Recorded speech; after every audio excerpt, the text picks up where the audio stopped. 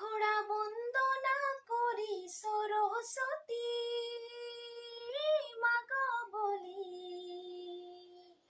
আখড়া বন্দনা করি সরস্বতী মাগ বলি। আখড়া বন্দনা ব্রজ নারী। মদনে ঝুমর লাগল ভারী।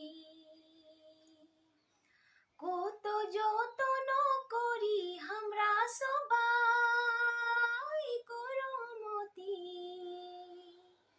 কত যতন করি আমরা সবাই করমতি। আখড়া বন্দনা ব্রজ নারী। মদনে ঝুমর লাগল ভারী।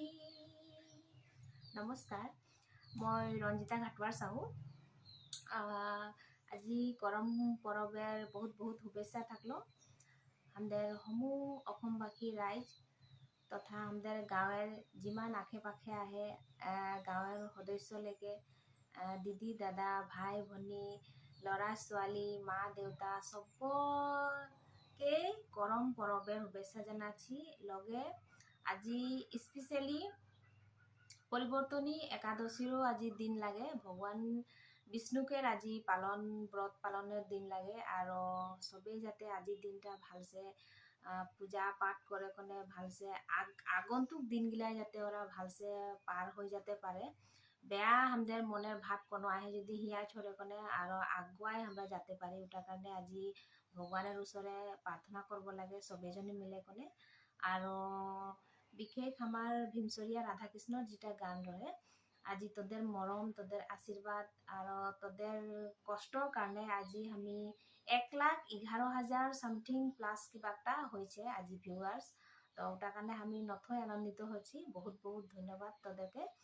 আর বাকি আমি আশা রাখছি আগন্তুক আমার যেগুলা নিজে রচনা করা নিজের মনোভাবসে যেগুলা লিখা গানগুলা আমি তোদের আগে যাতে প্রকাশ করতে পারি আর আগবঢ়াই যাতে পারি। আর তোরা हमके আগবঢ়াই লিখবি বলে কোন আমার আশা है। আর বাকি আমাদের 17 তারিখে করম পরবের আয়োজন করা হয়েছে। গতিকে তোরা আমাদের হিয়া অলপ আসে সহযোগ করলে ভাল লাগবে। বাকি আর সবজনকে আরো আকৌ একবার করম পরবের শুভেচ্ছা জানাই ধন্যবাদ জ্ঞাপন করছি।